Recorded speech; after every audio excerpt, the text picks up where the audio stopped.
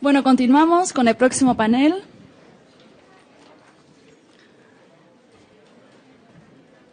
Vamos a escuchar el panel sobre repensar las fronteras entre las personas, diálogo para las paces, con el doctor Mauricio Meyulán y la doctora Silvana Rabinovich, argentina ella. ¿No se escucha? El próximo panel es repensar las fronteras entre las personas, diálogo para las paces. Están acá presentes el doctor Mauricio Meyulán y la doctora Silvana Rabinovich. El doctor Mauricio es internacionalista y profesor del Departamento de Estudios Internacionales de la UIA desde 1993, maestro en estudios humanísticos con especialización en historia, doctor en políticas públicas y administración con especialización en terrorismo, mediación y paz, tesis doctoral, valores, percepciones, concepciones y construcción de paz, un estudio de caso en un barrio de la Ciudad de México. Miembro del colectivo académico México con Paz, fue miembro fundador del Centro de Investigación y Docencia para América Latina y Medio Oriente. Y la doctora Silvana Rabinovich es licenciada en Filosofía por la Facultad de Humanidades y Artes de la Universidad Nacional de Rosario, Argentina. Hemos estudiado en la misma facultad.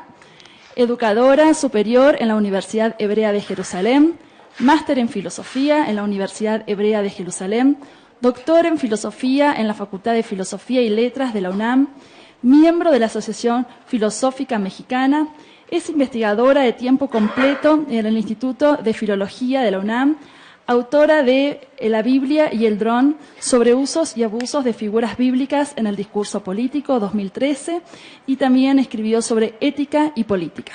Muchas gracias.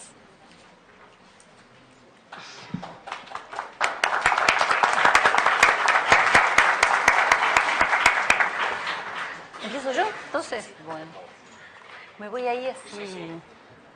Ahí esto lo podría dejar en realidad.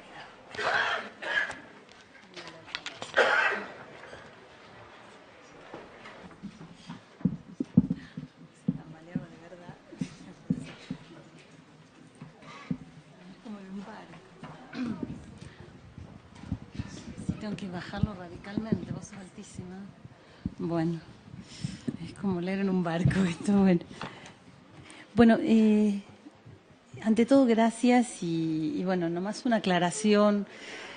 Yo me formé en filosofía y los autores en los que más me inspiro para esta presentación, ahora sí, son Manuel Levinas y Martín Buber, quien ha trabajado mucho cuestiones para la paz. Escribí algunas notas. Nos propusieron un diálogo para las paces, a fin de repensar las fronteras entre las personas. Y yo titulé esto Reflexiones heterónomas para derribar muros fronterizos. Muy brevemente voy a apuntar algunas cuestiones. Primera, acerca del diálogo. Desde la heteronomía, que no es lo contrario de la autonomía, sino el hecho de dar al otro su lugar de precedencia. Desde la heteronomía, a diferencia del uso del término en la arena política, diálogo implica que la escucha de la interpelación del otro siempre precede a la palabra propia. Dialogar es traducir, reconocer que no sabemos lo que el otro está diciendo ni viviendo, admitir que nunca podremos saberlo todo del otro, así como tampoco de nosotros mismos, y que posiblemente nunca lleguemos a comprenderlo. La ética heterónoma concibe a un sujeto que se reconoce como vulnerable y que se encuentra con el otro desde la fragilidad humana y no desde el poder, mucho menos bajo la forma de la dominación. En consecuencia, un diálogo heterónomo no se plantea en términos del campo semántico de la seguridad, sino en el horizonte de la responsabilidad por y para el otro, ya que la conciencia de la propia ignorancia de la alteridad del prójimo impide su satanización o cosificación. Martin Buber decía que es imposible odiar a un tú. Solo se puede odiar un aspecto de una persona, pero no a la totalidad de la persona. Y así planteaba el odio como la imposibilidad de decir tú. El autor de Yo y Tú, por ejemplo, en sus escritos políticos sobre Palestina e Israel, buscó aplicar su ética dialógica de raigambre heterónoma a la política en un socialismo profético, esto es, heterónomo. Un socialismo llamado por algunos con desdén utópico.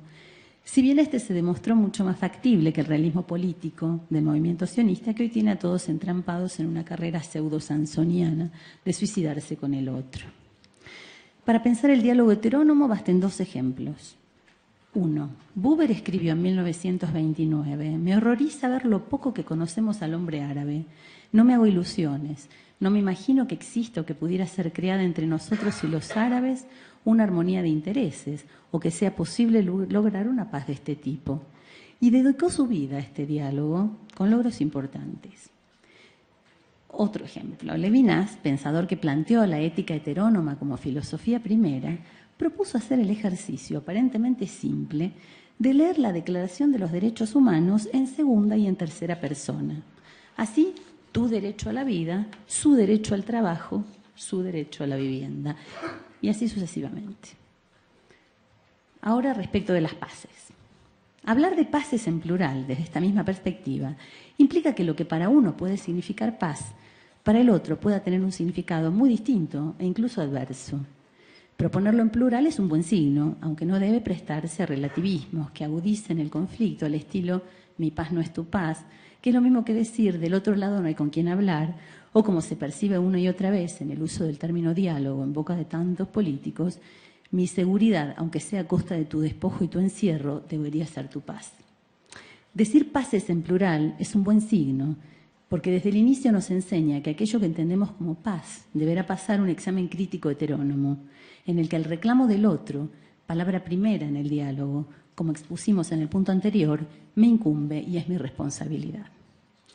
Tercer punto sobre las fronteras entre las personas, algunas que tienen formas de muros. Las fronteras son asuntos de los estados, aunque es claro que inciden en las personas que se ven afectadas por ellas.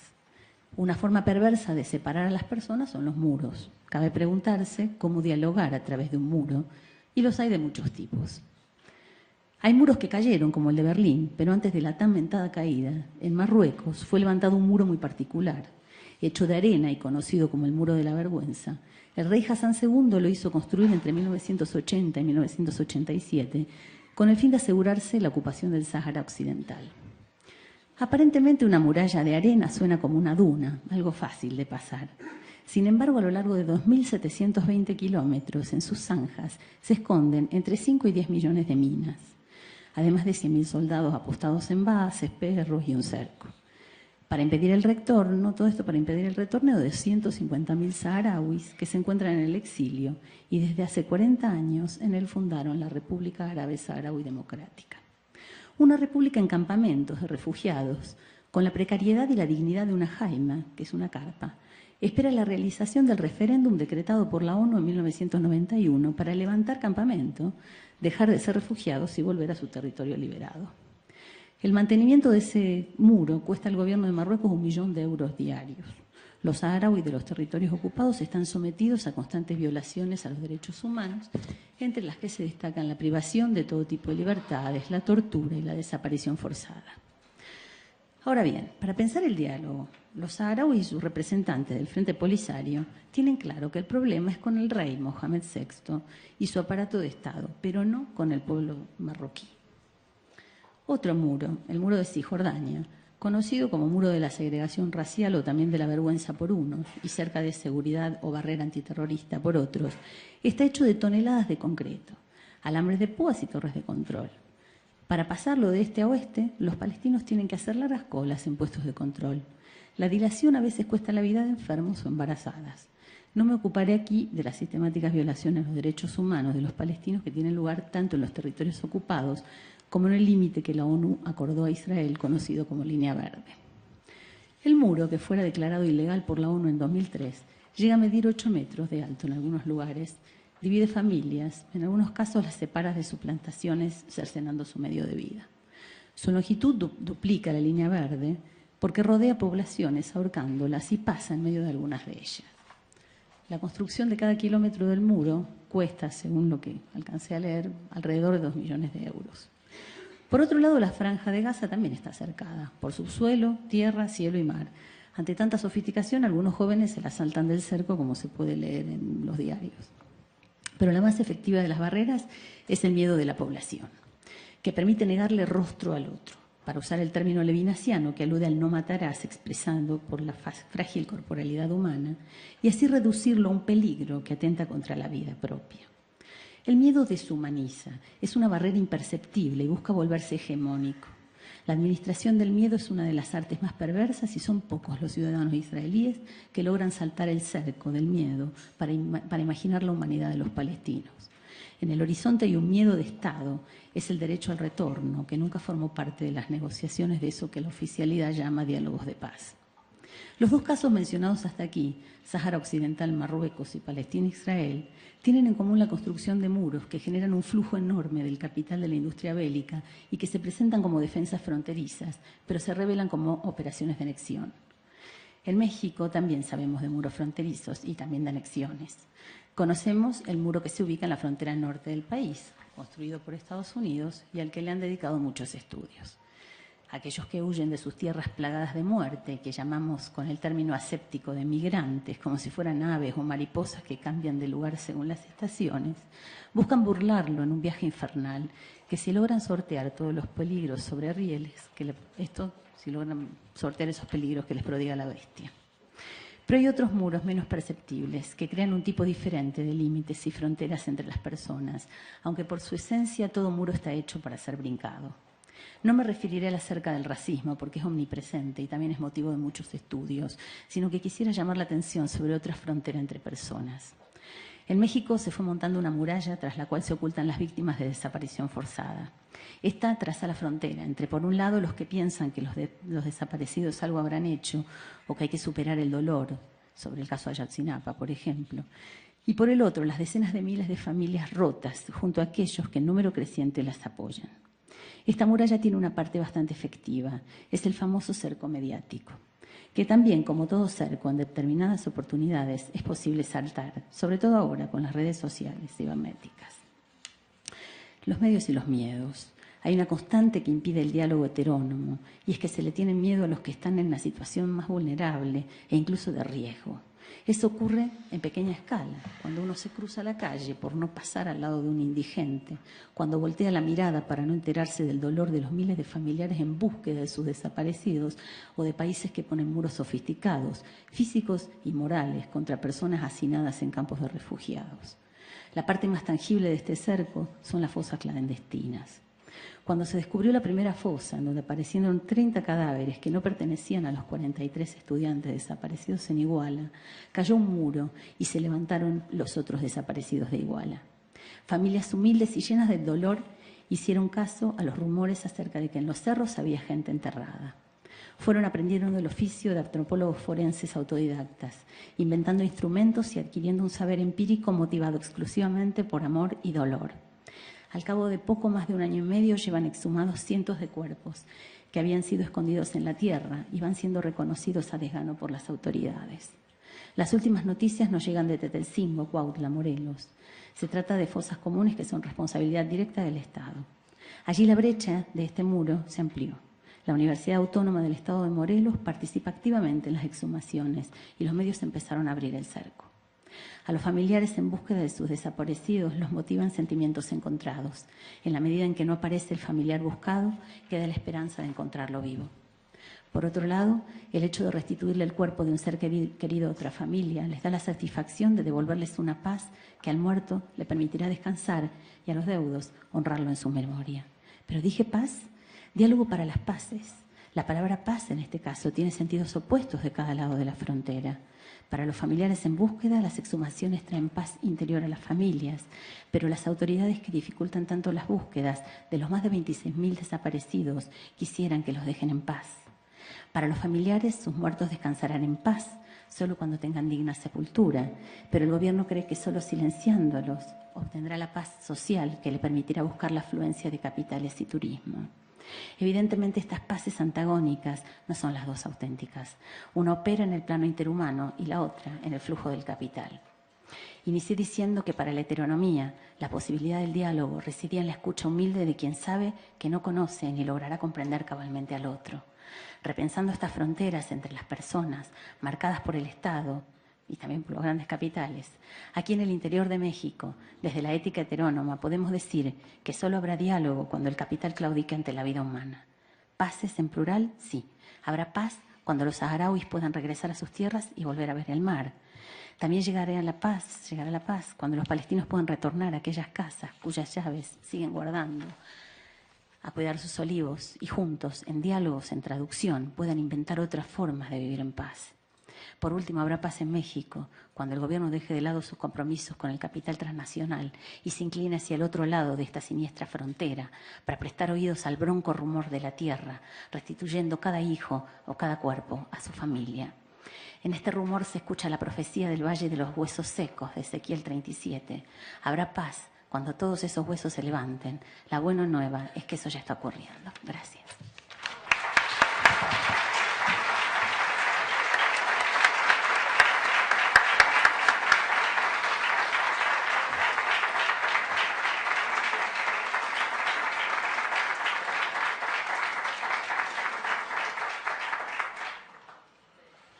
Bueno,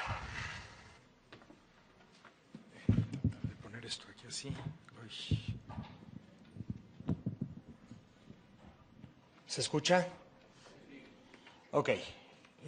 Bueno, pues muchísimas gracias a la doctora. Para mí, de verdad, es un honor haber podido escuchar esta presentación tan especial. Y aunque no lo parezca, tan a tono con lo que yo voy a hablar, aunque voy a hablar de temas completamente diferentes aparentemente, ¿no? Yo procedo del campo de las relaciones internacionales y cuando me piden que hable de la paz, y obviamente desde una perspectiva transdisciplinaria, la idea es justamente hacer esta conexión entre los temas internacionales y todo esto que se puede entender como las distintas paces y los distintos niveles a los cuales hay que entender esta concepción humana o esta condición social que se entiende como paz. ¿Por qué? Bueno, esencialmente porque en el mundo de donde yo vengo, en muchos otros también, pero principalmente en el mundo de donde yo vengo, la paz es entendida como ausencia de guerra. Cuando no hay guerra, hay paz. Los grandes textos que nosotros estudiábamos son... Perdón, voy a quitar este.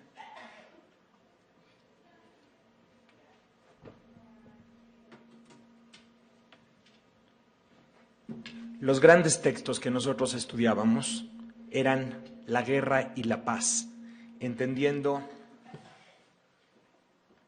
los periodos donde no había guerra como los periodos de paz, ¿no? Los periodos entre guerras, así los llaman, como que la condición humana es naturalmente la guerra y lo que hay entre las guerras son los periodos de paz. Se llaman, no se llaman así, el Tratado de Paz de Versalles, entendiendo la paz como el periodo simplemente donde no hay guerra. Y pues esto ha venido cambiando en los últimos años. ¿Por qué? Porque el concepto de paz tiene que complejizarse. Guerra efectivamente es lo que no hay cuando hay paz. O violencia es lo que no hay cuando hay paz. Pero eso es lo que no hay. ¿Qué cosa es lo que sí hay cuando hay paz? Entonces, desde ahí tenemos que empezar nosotros como internacionalistas o bien como politólogos, sociólogos en general, a entender que hablar de paz significa hablar de lo que le constituye, hablar de los componentes, no de lo que no tiene. Estudiar la guerra, por lo tanto, no es estudiar la paz. Estudiar la guerra es estudiar la guerra. Y del mismo modo, estudiar el conflicto es estudiar el conflicto armado es el conflicto armado, estudiar la violencia, como sucede en nuestro país, es estudiar la violencia. Por cierto, hoy salió publicado el Índice Global de Paz, que ubica a México, una vez más, entre las 25 naciones menos pacíficas de todo el globo. Y uno diría, ¿por qué México no está en paz si México no está en guerra con ningún otro estado? Bueno, esencialmente sabemos las condiciones que tenemos, pero entonces tenemos que entender qué significa esta condición que implica la falta de paz. Entonces entendamos, una cosa es violencia, guerra, conflicto armado, y otra cosa es paz o falta de paz. El Instituto para la Economía y la Paz, sumando una serie de autores y estudiosos de la materia, define dos tipos de paz: la paz negativa y la paz positiva. En la paz negativa se encuentra la ausencia de violencia y de miedo a la violencia. Y pongo énfasis en esto porque esa es otra de las áreas que yo personalmente trabajo mucho. Cuando hablamos de miedo a la violencia, estamos en una condición de falta de paz, aunque la violencia no esté presente.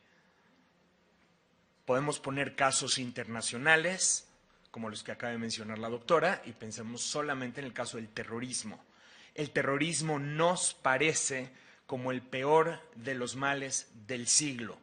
Y hablamos del terrorismo como el principal punto de la agenda. Constantemente me encuentro en congresos de seguridad internacional y esos temas, y pareciera que no hay otro tema del cual hablar. Todo el mundo habla de ISIS, de terrorismo, las amenazas, etcétera, etcétera. Y nada más les pongo esta cifra, ¿no? Entendamos. A causa de atentados terroristas mueren aproximadamente 32,000 personas al año, que no son pocas, son muchísimas. Cada persona que muere es una pérdida que no debería de ocurrir, y mucho más cuando estas son pérdidas inocentes.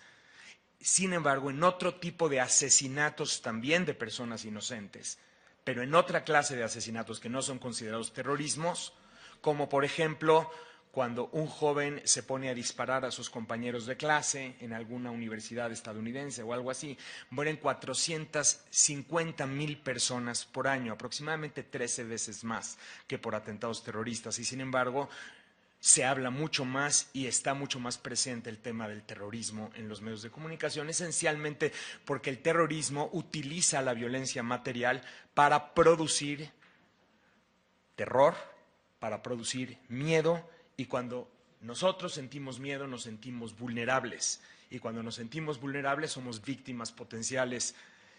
Y en ese momento nada nos importa más que tratar de reducir eso que percibimos como la amenaza a nuestra seguridad personal propia, de nuestra sociedad o bien de nuestro país.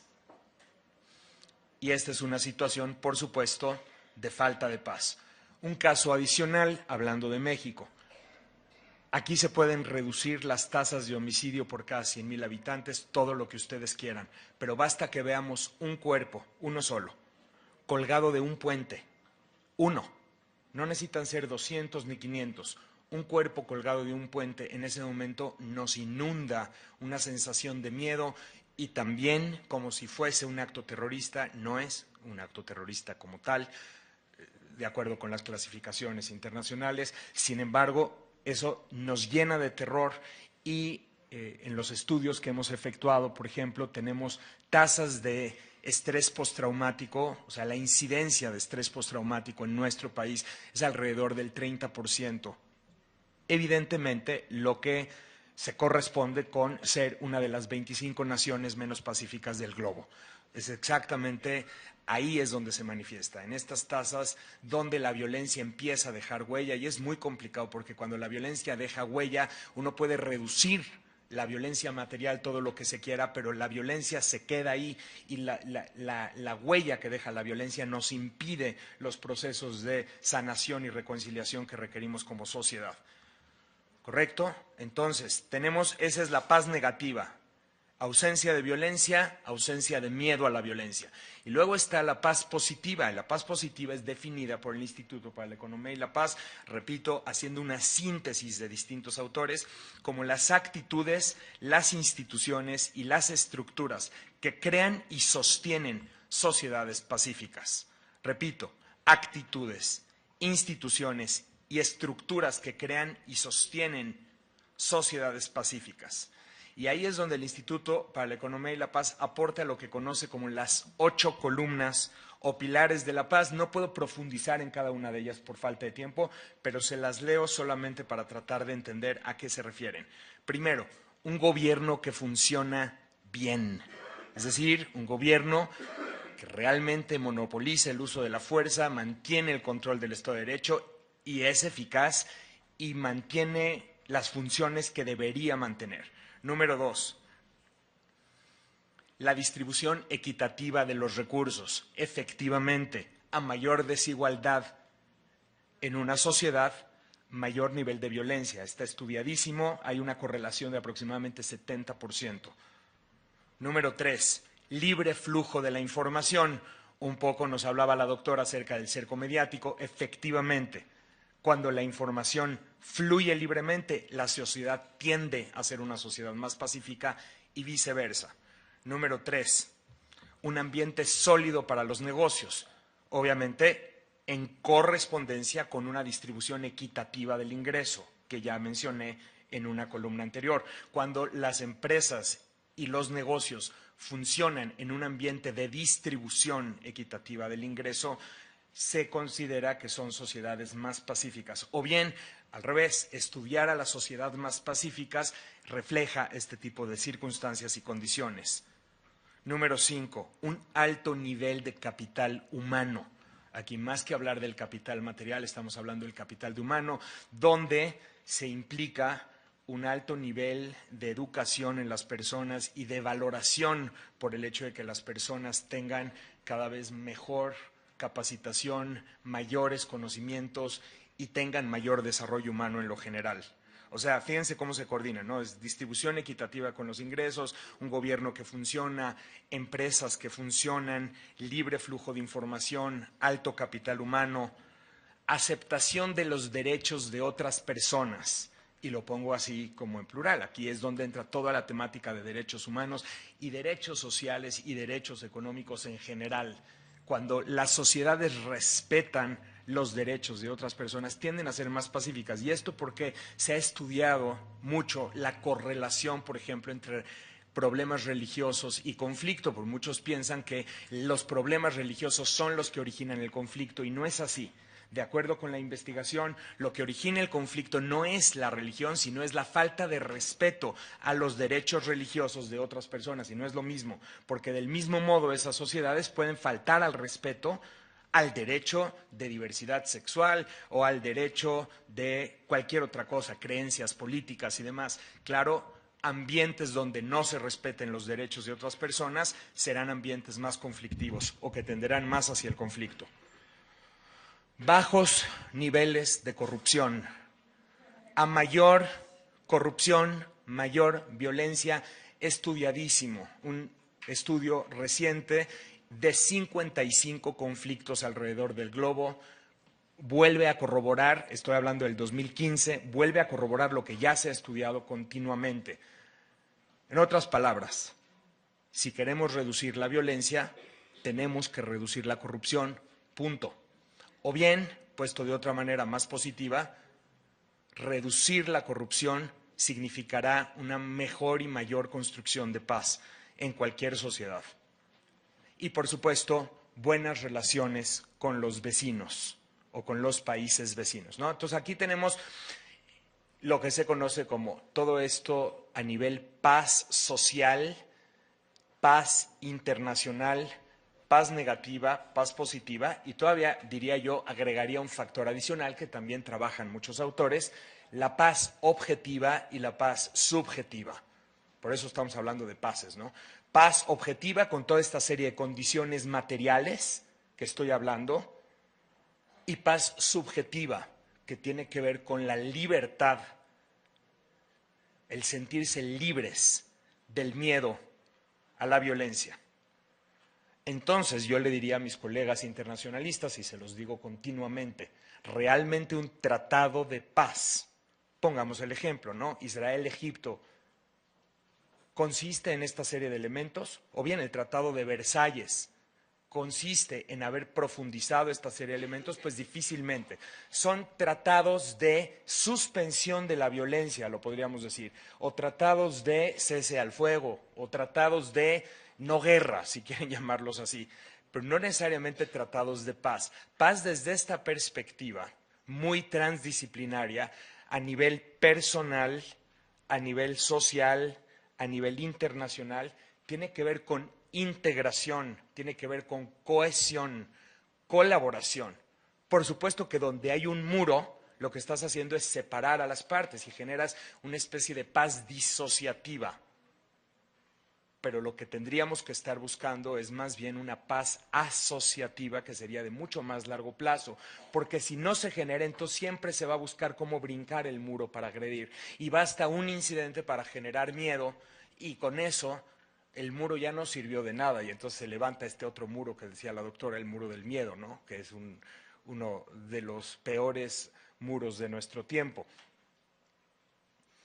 ¿Cómo entonces aterrizar esto a todos los niveles, desde las relaciones internacionales hasta el nivel personal? Pues obviamente supone trabajar en múltiples esferas de manera paralela y de manera simultánea, cada quien desde su trinchera. Pensar en las paces es pensar en todo esto, desde la paz de mi casa, la paz personal y la paz de mi casa, y cómo implementar verdaderamente situaciones de resolución de conflicto y técnicas de resolución de conflicto para mi casa, para las escuelas, para las situaciones en la ciudad, en el barrio donde vivo, hasta pensar mucho más a nivel país, cómo fomentar estas 8 columnas, cómo generar condiciones de mayor equidad, cómo generar condiciones de mayor respeto, profundizando en temas como diversidad, en temas como derechos humanos.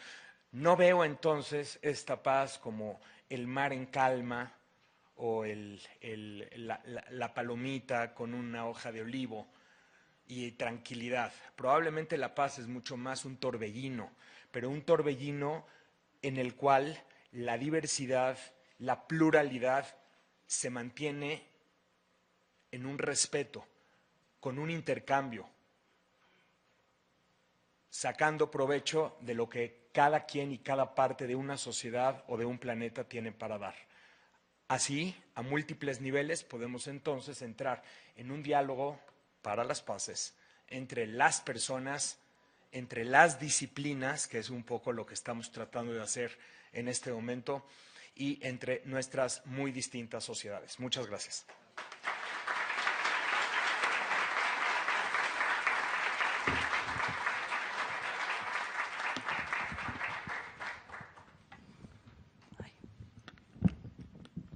Está complicado esto. Muchísimas gracias, Silvana. Mauricio, tenemos tiempo para unas preguntitas.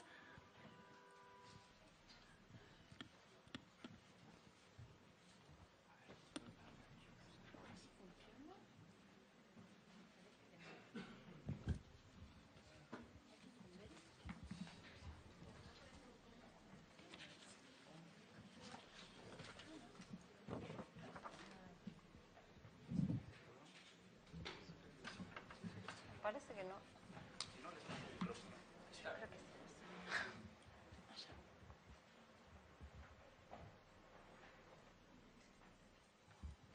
Hola, muy buenos días. ¿Días o tardes? La verdad ya perdí el tiempo. El tiempo aquí no es una determinante, ¿verdad? Mi nombre es Diana Guadarrama Navidad, y soy estudiante de la multiversidad. Me preocupa todo el tema que estuvieron ahorita versando, que es algo bien complejo y que sobre todo es de momento algo que estamos viviendo y que no se le ha dado el empuje y la importancia en el entorno educativo, debido a que vivimos constantes momentos de agresión, agresiones en las aulas, que es un fenómeno como un secreto a voces que vivimos los docentes. Vivimos un secreto a voces porque es constantemente agresiones en el aula, ya sea contextual por los diferentes sistemas en los que se desenvuelven, los diferentes subsistemas que ahí intervenimos. Docentes, alumnos, y la relación con el mismo, la misma estructura ambiental, y no ambiente nada más, sino social, las relaciones interpersonales. ¿Cómo empezar a disminuir esos índices de agresiones? Porque empezamos como agresiones y que no son de momento no son resueltas en la institución y se vuelven violencia, que eso es lo peligroso. Entonces, ¿cómo empezar en la educación? ¿Cómo hacerlo desde las aulas? Esa es mi pregunta. Vamos contestando uno a uno. Bueno, ojalá yo tuviera una respuesta para esto. Pero sí, por supuesto que no se escucha.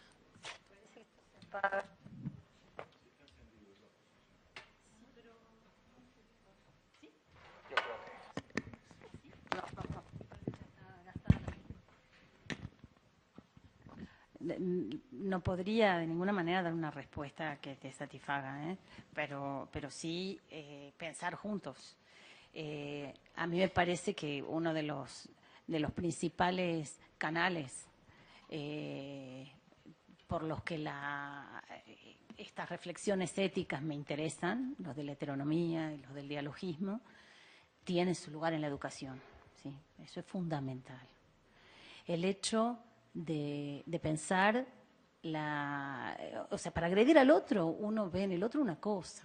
Cuando Levinas dice que en el rostro del otro lo que significa es no matarás, lo que está diciendo es que no se puede suprimir algo que nos excede, ¿sí?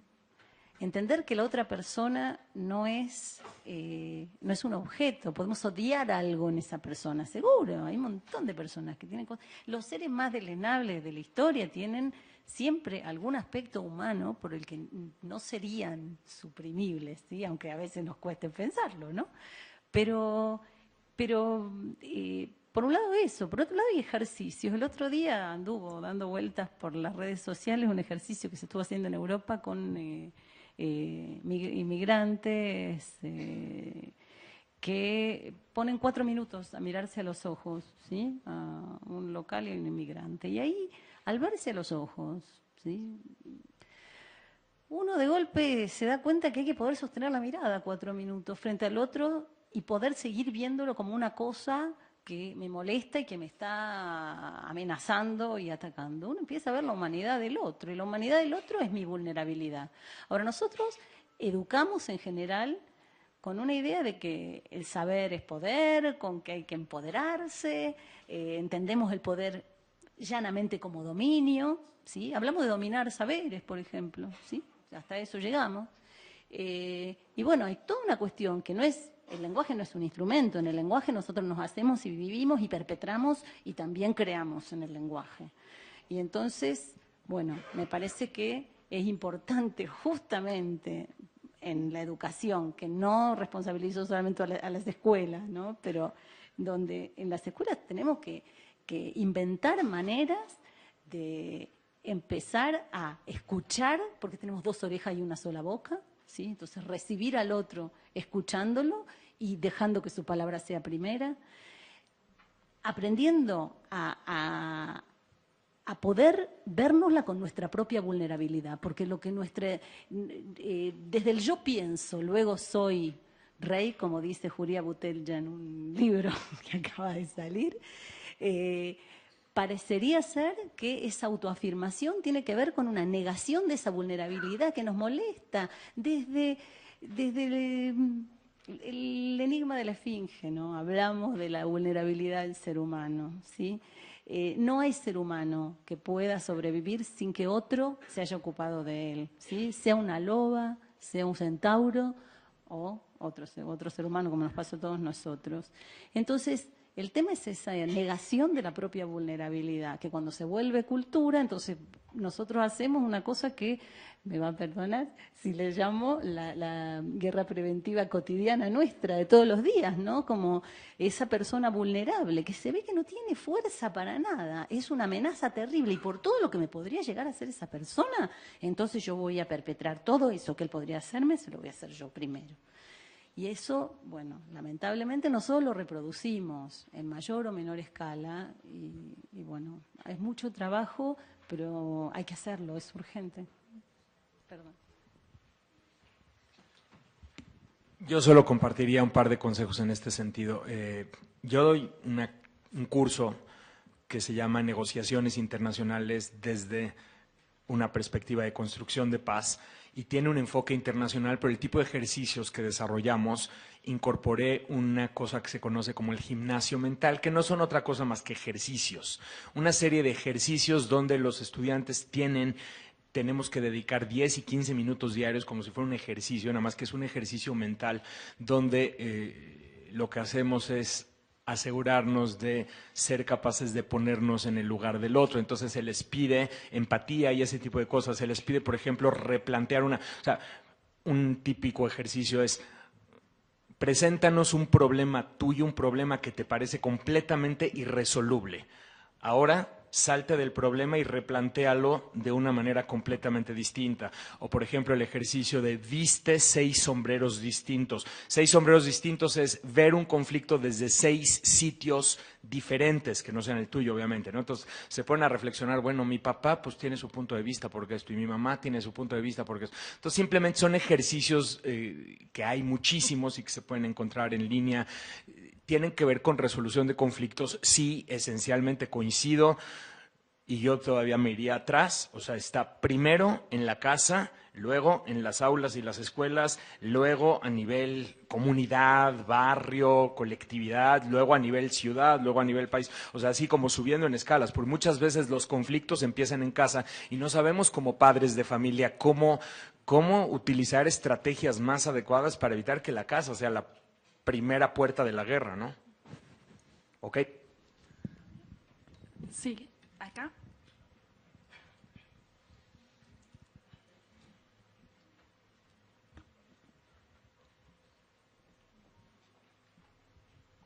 Buenas tardes, Diego Rojas desde Bogotá. Ustedes bien lo saben, estamos en pleno proceso de paz en Colombia. Quiero ponerles 3 ejemplos para tratar de ponernos esos 3 sombreros. El primero de ellos, voy a hablar en primera persona, soy un comerciante medianamente próspero de mi pueblo, tengo un negocio, se me acerca un actor armado y me pide que me presente como candidato a la alcaldía de mi pueblo con el objeto de redireccionar los recursos que desde el Estado se le entregan al pueblo para financiar el frente en medio de la guerra, ¿sí? Es decir, usar recursos del Estado para financiar mi guerra en contra del Estado. Producto de ello me niego y empieza la persecución, soy desplazado por la violencia, matan a una serie de personas en mi entorno que me obligan definitivamente a abandonar todo y llego a un lugar donde se reproduce la violencia nuevamente en menor escala, pero con unas condiciones de pobreza para mí, porque tuve que dejar todo de lado y se me pide que encuentre en el otro que me desplazó humanidad. Segundo ejemplo, soy un padre de familia, una madre de familia, generalmente cabeza de familia, madre cabeza de familia, tengo un hijo que por falta de oportunidades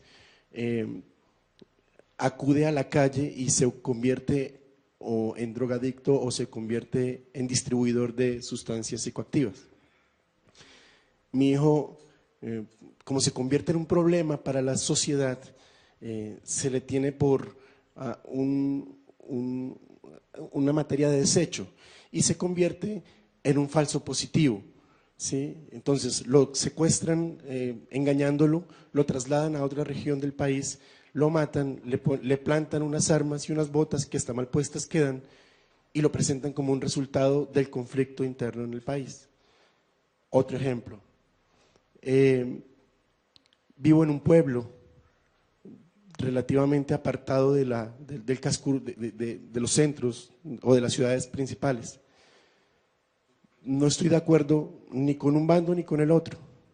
Sin embargo, alguien dice, en ese pueblo lo que viven es guerrilleros. Vamos, señálenos quiénes son los guerrilleros. Y una persona, bien sea por miedo o porque realmente tiene algún problema con otro, empieza a señalar casa por casa personas que supuestamente son guerrilleros. Y este grupo paramilitar, en su toma de 4 días a este pueblo, El Salado, mata un montón de gente en donde suceden un montón de cosas que describirlas da hasta vergüenza. Acabo de ponerles 3 ejemplos en un mismo territorio de 3 cosas que han sucedido en nuestro país, con distintos actores: el Estado, desde el ejército, los paramilitares, como una fuerza de los políticos, y la guerrilla, ya no sé ni cómo describirla realmente. ¿Cómo hablo yo de paz en Colombia con este escenario que me parece doloroso?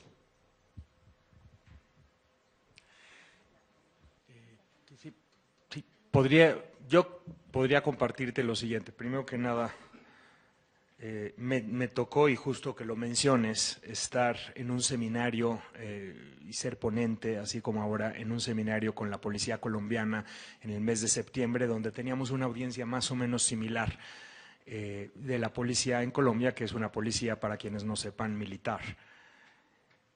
Y creo que el primer paso era ese tipo de espacios en donde varios de nosotros dialogábamos, conversábamos y tocábamos este tipo de temas, y empezábamos a poner a la paz como una especie de objeto de estudio y, claro, objeto de discusión. Entonces, créeme que soy enormemente empático con lo que estás diciendo, porque además lo he escuchado desde toda la vida que he estudiado estos temas. Colombia ha sido uno de los casos que más hemos estudiado aquí en México, y lamentablemente pues la situación en México no es, desgraciadamente, bueno, lo sabemos. O sea, lamentablemente ahí nos vamos dando nuestros empujoncitos, ¿no? Entonces,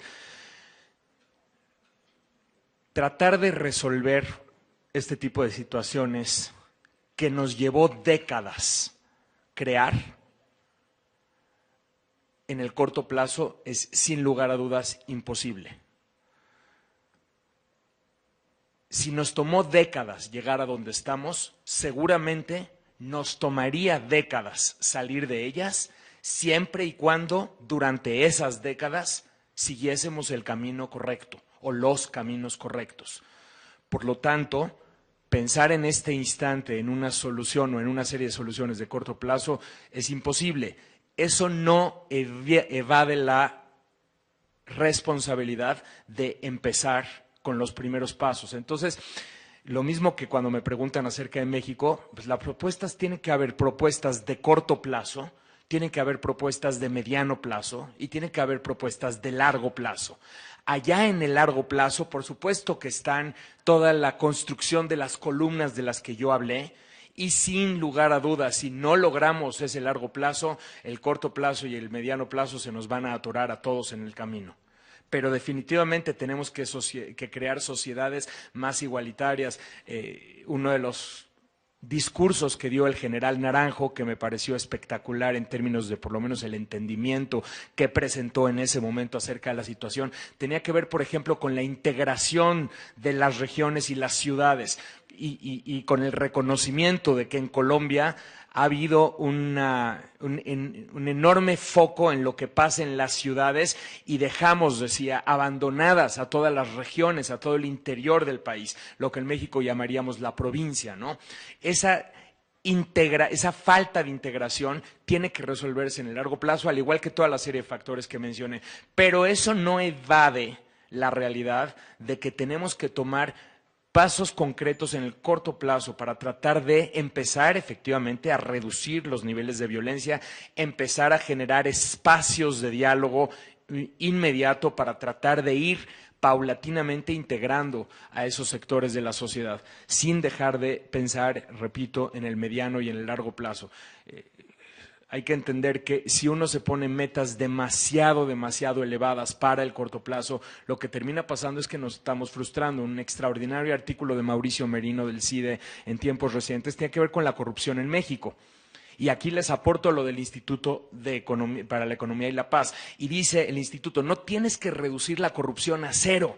Si en este momento estamos en un nivel de 99, basta que reduzcamos 2 o 3 puntos, inmediatamente empezamos a ver resultados.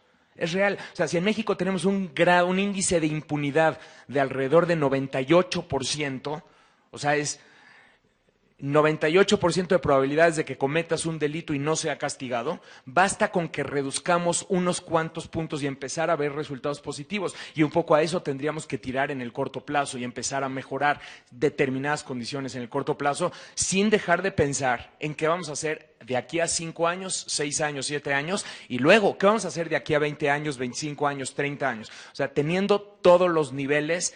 Y claro, en todas las áreas de la sociedad. Un trabajo complejo, pero así de complejos son los conflictos que fuimos creando a lo largo de décadas. Bueno, una cosita nada más que tal vez no se entendió. El pensamiento heterónomo parte de una asimetría. De ninguna manera se le exige al desplazado que reconozca la humanidad de aquel que lo desplazó. Se trata justamente de lo contrario. Se trata de que, y eso es una base del pensamiento de Levinas, esa prelación del otro me obliga a nunca situarme a mí en el lugar del otro, ¿sí? O sea, jamás voy a ir yo reclamando para mí, ¿sí? Siempre es el otro primero, y en este caso el desplazado, la víctima, el falso positivo es el otro, ¿sí? Espero que yo no hablo en términos prácticos como él, porque lo mío es la filosofía, pero la filosofía ayuda a pensar. Muchas gracias, doctores. Lamentablemente no tenemos más tiempo. Nos podemos quedar charlando con los doctores a posteriori. La Unión de Universidades de América Latina y el Caribe y Multiversidad Mundo Real Edgar Morán entregan las siguientes constancias al doctor Mauricio Mechulán y a la doctora Silvana Rabinovich por haber participado en nuestro congreso. Muchas gracias.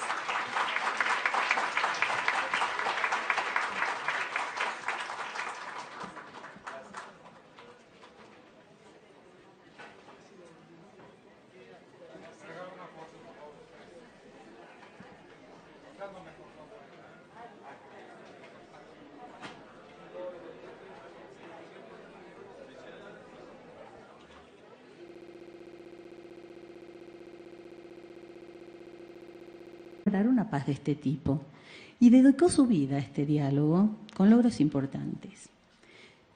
Otro ejemplo, Levinas, pensador que planteó la ética heterónoma como filosofía primera, propuso hacer el ejercicio aparentemente simple de leer la Declaración de los Derechos Humanos en segunda y en tercera persona. Así, tu derecho a la vida, su derecho al trabajo, su derecho a la vivienda, y así sucesivamente. Ahora, respecto de las paces. Hablar de paces en plural, desde esta misma perspectiva, implica que lo que para uno puede significar paz, para el otro pueda tener un significado muy distinto e incluso adverso. Proponerlo en plural es un buen signo, aunque no debe prestarse a relativismos que agudicen el conflicto al estilo «mi paz no es tu paz», que es lo mismo que decir «del otro lado no hay con quién hablar», o como se percibe una y otra vez en el uso del término diálogo en boca de tantos políticos, mi seguridad, aunque sea a costa de tu despojo y tu encierro, debería ser tu paz. Decir paces en plural es un buen signo, porque desde el inicio nos enseña que aquello que entendemos como paz deberá pasar un examen crítico heterónomo, en el que el reclamo del otro, palabra primera en el diálogo, como expusimos en el punto anterior, me incumbe y es mi responsabilidad. Tercer punto sobre las fronteras entre las personas, algunas que tienen formas de muros. Las fronteras son Licenciada en Filosofía por la Facultad de Humanidades y Artes de la Universidad Nacional de Rosario, Argentina. Hemos estudiado en la misma facultad. Educadora superior en la Universidad Hebrea de Jerusalén. Máster en Filosofía en la Universidad Hebrea de Jerusalén. Doctor en Filosofía en la Facultad de Filosofía y Letras de la UNAM. Miembro de la Asociación Filosófica Mexicana. Es investigadora de tiempo completo en el Instituto de Filología de la UNAM. Autora de La Biblia y el dron sobre usos y abusos de figuras bíblicas en el discurso político 2013 y también escribió sobre ética y política. Muchas gracias.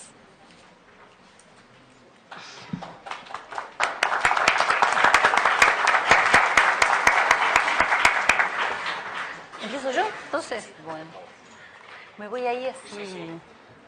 Ahí esto lo podría dejar en realidad.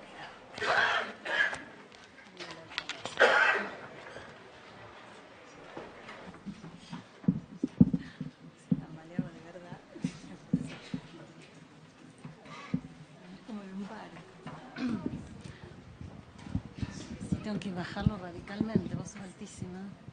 Bueno, es como leer en un barco esto, bueno. Bueno, ante todo, gracias y bueno, nomás una aclaración.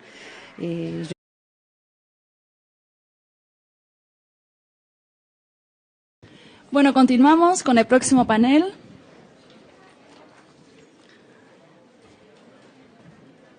Vamos a escuchar el panel sobre repensar las fronteras entre las personas, diálogo para las paces, con el doctor Mauricio Meyulán y la doctora Silvana Rabinovich, argentina ella.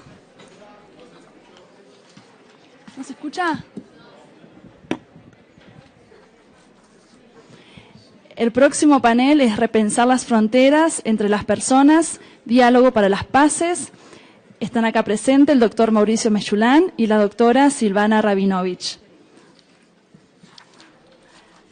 El doctor Mauricio es internacionalista y profesor del Departamento de Estudios Internacionales de la UIA desde 1993, maestro en estudios humanísticos con especialización en historia, doctor en políticas públicas y administración con especialización en terrorismo, mediación y paz, tesis doctoral, valores, percepciones, concepciones y construcción de paz, un estudio de caso en un barrio de la Ciudad de México.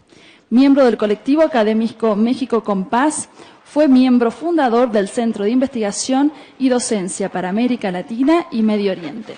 Y la doctora Silvana Rabinovich es licenciada. Yo me formé en filosofía y los autores en los que más me inspiro para esta presentación, ahora sí, son Manuel Levinas y Martín Buber, quien ha trabajado mucho cuestiones para la paz.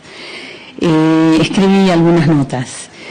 Nos propusieron un diálogo para las paces, a fin de repensar las fronteras entre las personas. Y yo titulé esto Reflexiones heterónomas para derribar muros fronterizos. Muy brevemente voy a apuntar algunas cuestiones. Primera, acerca del diálogo. Desde la heteronomía, que no es lo contrario de la autonomía, sino el hecho de dar al otro su lugar de precedencia.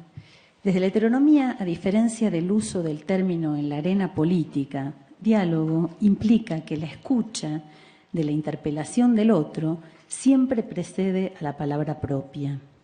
Dialogar es traducir, reconocer que no sabemos lo que el otro está diciendo ni viviendo, admitir que nunca podremos saberlo todo del otro, así como tampoco de nosotros mismos, y que posiblemente nunca lleguemos a comprenderlo. La ética heterónoma concibe a un sujeto que se reconoce como vulnerable y que se encuentra con el otro desde la fragilidad humana y no desde el poder, mucho menos bajo la forma de la dominación. En consecuencia, un diálogo heterónomo no se plantea en términos del campo semántico de la seguridad, sino en el horizonte de la responsabilidad por y para el otro, ya que la conciencia de la propia ignorancia de la alteridad del prójimo impide su satanización o cosificación. Martin Buber decía que es imposible odiar a un tú. Solo se puede odiar un aspecto de una persona, pero no a la totalidad de la persona. Y así planteaba el odio como la imposibilidad de decir tú. El autor de Yo y Tú, por ejemplo, en sus escritos políticos sobre Palestina e Israel, buscó aplicar su ética dialógica de raigambre heterónoma a la política en un socialismo profético, esto es, heterónomo. Un socialismo llamado por algunos con desdén utópico, si bien este se demostró mucho más factible que el realismo político del movimiento sionista, que hoy tiene a todos entrampados en una carrera pseudo-sansoniana de suicidarse con el otro. Para pensar el diálogo heterónomo basten dos ejemplos. 1. Buber escribió en 1929, me horroriza ver lo poco que conocemos al hombre árabe. No me hago ilusiones, no me imagino que exista o que pudiera ser creada entre nosotros y los árabes una armonía de intereses, o que sea posible lograr